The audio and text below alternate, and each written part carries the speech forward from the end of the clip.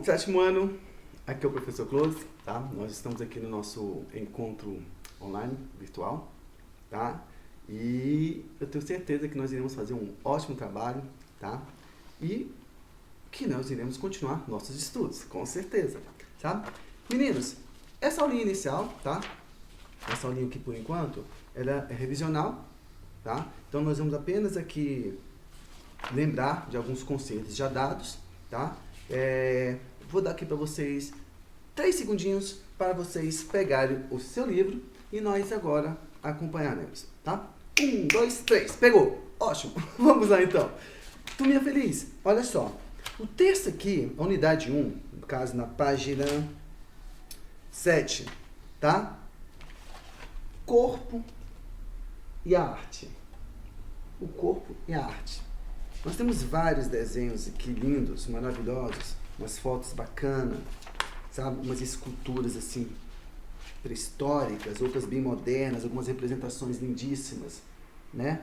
Linda, uma mais linda que a outra. Quando eu era pequeno, eu adorava desenhar, tá? Eu gosto ainda, não, na verdade eu gosto de desenhar, sabe? Gosto muito, eu admiro muito quem sabe desenhar, sabe? Mas um dos maiores desafios quando o desenhista, a pessoa opta por desenhar, é o corpo humano. Não estou falando que os outros não sejam, sabe? Mas o corpo humano sempre teve uma ligação muito íntima com a arte. Na verdade, o corpo humano praticamente é uma das maiores, digamos, expressões artísticas que o desenhista, o artista, o pintor, o escultor, o ator, né, faz. É utilizar o corpo humano. Tá? Podemos falar 1, 2, 3, 4, 5 horas falando sobre isso, tá? Mas a pergunta é, por que o ser humano representa a si mesmo? Gente, várias respostas para épocas diferentes, tá? Épocas diferentes, respostas diferentes. Então, por exemplo, quando você pega essa escultura, Vênus de Willendorf, né? Nós sabemos que o homem da pré-história, ele representava o ser humano nas pinturas rupestres, mas essa aqui tem uma característica interessante, né? Se você pegar essa escultura e colocar nos dias de hoje, ou melhor, comparar, tá, com a Afrodite grega, aí você pergunta, o que aconteceu? A diferença? Objetivo diferente. Aqui, por exemplo, o objetivo era mostrar a questão da fertilidade, tá? Várias sociedades eram matriarcais. Então, o escultor, vamos chamar desse jeito, tá? Ele optou por apresentar uma característica de fertilidade à mulher, nesse caso da escultura. Então, são características que eram admiráveis naquele período, sabe? A mulher ter a luz, grupos que tinham muitas mulheres, que indicariam que iam crescer, grupos grandes eram bons, sabe? Então, neste caso, o artista, ele colocou essas características, olha, acompanhe comigo, tá? Acompanhe comigo, não é toda hora que eu vou colocar assim não, tá? O artista, ele colocou várias e várias características que, na época, ele julgava interessante. Essas características, ou melhor, essas características, elas vão continuar com o passar do tempo? Não, elas mudam. Por quê? Porque uma característica da arte, meninos, é que a arte nunca para. Ela sempre muda. E precisa mudar. Ela precisa mudar. Sabe? Você preserva aquela arte clássica, tudo aquilo que a humanidade fez, né? Que tem um valor histórico, tem um valor artístico. Você olha como referência, mas no seu período, na sua época, você acaba fazendo, digamos, a arte que represente o momento que você está vivendo. Ou, claro, que você quiser representar também de outra forma, pode. Mas, no geral, essa é a característica. Então, por exemplo, os gregos aqui, eles estavam buscando uma representação da beleza, né? Então, os gregos, eles, não vou dizer que foram os únicos, não, mas eles valorizavam muito a questão da beleza, né? E tentaram representar isso na arte. Tanto que as esculturas deles é uma forma idealizada daquilo que eles julgavam ser belo. Então, se você voltasse, se você pegasse uma máquina do tempo e pudesse voltar naquele período, seja no período arcaico, clássico, helenístico, E você percebe, nossa, eu vou encontrar esse tipo de pessoa? Possivelmente não, porque aquela é uma visão idealizada do artista. Sabe? O artista, o que ele fez? Ele idealizou aquilo, ele tentou, ele questionou mesmo, o que é belo? Como ser belo? Para mim, o que é a beleza, a perfeição? Então, eles idealizavam aquilo e representavam em forma de arte. Isso não é tão longe, não. Isso não é tão longe, não. Na verdade, quando você pega um desenhista, um artista, o que você faz? Você idealiza também. Tá? Você idealiza a forma. Eu mesmo, quando fazia retratos, o que eu fazia? Eu idealizava aquela forma. Me lembro de um professor na UNB que ele falava muito, ó, isso aqui é aula de pintura realista, retrato. Então, o que ele falava assim, ó, você não pode idealizar a forma. Você tem que representar da forma que está ali. No caso, quando era uma ilustração livre, desenho livre, você tinha permissão de fazer uma representação mais idealizada, de imaginar, de criar o que for. Sabe? Mas, vamos continuar. Aqui nós temos Leonardo da Vinci e nós temos Michelangelo. Leonardo da Vinci e Michelangelo são dois mestres, grandes pintores, grandes desenhistas, grandes arquitetos, matemáticos do período do Renascimento. O Renascimento é caracterizado porque ele transmitiu, não digamos uma inovação, mas ele mudou muito a forma de pensar, sabe? O homem no centro de tudo. Ele voltou às características gregas de beleza do corpo, a perfeição, aquela coisa toda, sabe? Mas tem uma coisa interessante aqui. Olha só, nesse desenho do Leonardo da Vinci, vocês estão percebendo que ele valoriza o quê? A anatomia. O artista ele começou a perceber o seguinte, como é que eu faço para tentar chegar numa perfeição, não apenas, digamos, gráfica, mas de entender a perfeição biológica do corpo humano? Como é que eu faço para entender como é que é aquele movimento, como é que é aquele mecanismo? Está aqui o Leonardo. Então, o Leonardo aqui, nesse caso, ele está tentando representar o corpo humano de uma forma anatômica. Sabe? De uma forma assim, digamos que você possa ser usado como ilustração científica, se podemos exagerar nesse caso.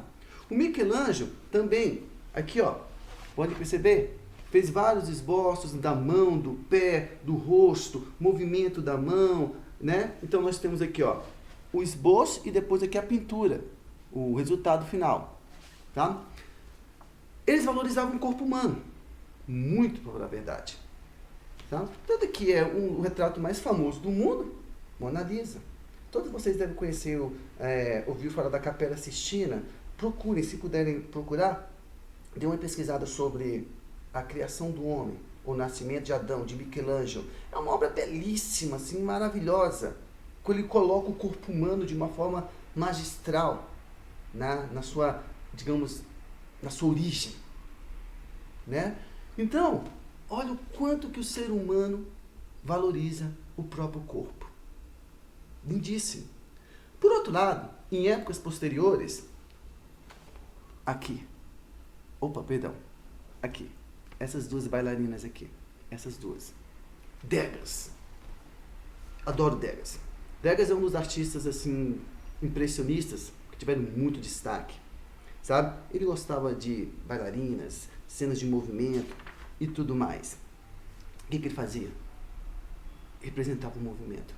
Ah, mas ele dava a fazer realista, igual Michelangelo, igual os neoclássicos? Não, ele não tentava fazer isso. Na verdade, o próprio impressionismo, ele tentou romper com essa característica aí. Ele queria dar uma certa intensidade das cores, um movimento, uma certa leveza. Na verdade, eles não estavam valorizando, não é que eles não valorizavam, mas digamos que não estava em primeiro plano a questão da anatomia, do certinho. Eles valorizavam muito a cor, sabe? A tinta, a pincelada. Tá? Nesse caso do Degas, nós podemos olhar aqui, ele valorizava muito um gesto suave, uma leveza no traço, impressionista. Aí você pergunta, o que ele fez de inovação? Como é que ele inovou? Bem, ele inovou a forma que representava o corpo humano. Ele não precisou voltar ao estilo grego, ele não procurou os neoclássicos, algo barroco, não. Ele tentou fazer o ser humano de uma forma mais leve, mais suave, que é o que interessa para os impressionistas da época. Né? Belíssimo o trabalho dele. Oh, uau! O que é isso? O que é isso? Eu sei que você está pensando, Gilclose, agora desaprendeu de vez. Bem, meninos, olha só. Essa imagem que vocês estão vendo aqui, de Miró, é o que nós chamamos de arte abstrata, tá? Ou uma abstração do corpo humano. Na verdade, eles trabalham da seguinte forma, esse pessoal aqui, tá? Você já sabe como é que funciona um corpo humano. Você, representalmente, você já sabe como é que é. Tanto que é que se você fazer um desenho de pauzinho, você pode até falar, ah, mas não está perfeito, não está em um desenho real, mas você reconhece como ser humano. Se você pegar um desenho de criancinha, né, por mais que seja, digamos, limitado pela questão prática dela, você vai reconhecer um corpo humano.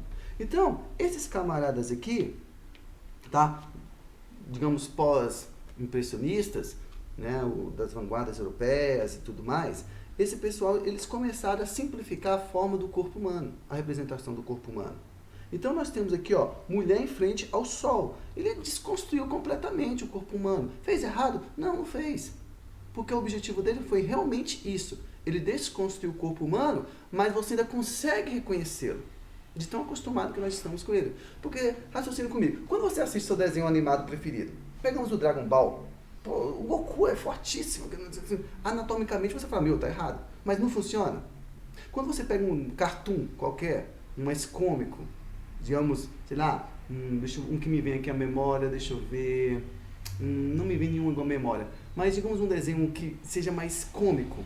Aí você olha assim, ah, tá tudo errado. Mano, mas não funciona. O artista, o cartunista, o animador, ele não conseguiu transmitir a sensação de desenho animado para você, ou de desenho animado não, de corpo humano para você. Então, aqui é do mesmo jeito. Esses camaradas, o objetivo deles era representar o corpo humano de uma forma que ainda não tivesse sido representado, tá? Então, o Miró, assim, não apenas ele, mas vários outros artistas também buscaram isso. Um exemplo disso é, ó, Oliver Stein, Pop Art. O pessoal da Pop Art, eles valorizavam o desenho do corpo humano também, mas eles tentavam fazer uma forma assim mais estilista, sabe? Uma forma mais comics, por incrível que pareça. Então eles valorizavam um traço assim, de história em quadrinho, eles valorizavam um traço, digamos, mais cartunesco, dependendo da situação. Tá? Então, são várias representações de corpo humano que nós temos aqui no livro. Todos eles, um mais interessante que o outro. O que eu quero falar para vocês é o seguinte, meninos, olha só. O corpo humano é uma grande representação da arte. O corpo humano está ligado intimamente à arte. Sabe? Nós gostamos de representar a si mesmo. Você gosta de representar aquela pessoa que você acha bonita. Você gosta de representar uma cena onde tem um corpo humano. Todos nós sabemos disso, sabe? Então, só que com o passar do tempo, a representação do corpo humano vai modificando, sabe? Em épocas diferentes, representações diferentes. Qual que está certo e qual que está errado, isso não é debatível agora. Vamos dizer o seguinte, que o artista representava o corpo humano da forma que o corpo humano, digamos, era visto naquele período. Os gregos valorizavam o corpo humano belo, então idealizavam o belo. Sabe? No barroco, pesquisei um pouquinho sobre o barroco depois, eles valorizavam uma intensidade mais dramática, densa, um claro, um escuro, um fundo, uma expressão no olho, porque era característica da época. No Renascimento, eles buscavam o corpo humano perfeito, porque era o homem no centro de tudo. Sabe? No período neoclássico, era um corpo humano idealizado também, com cenas históricas e tudo mais. Né? Então, o que nós temos? Nós temos o corpo humano como elemento principal da arte. Tudo bem, então? Turminha feliz? Tá? Daqui a pouco nós voltamos e nós continuaremos com música. Eu espero que vocês estejam gostando e o intervalo.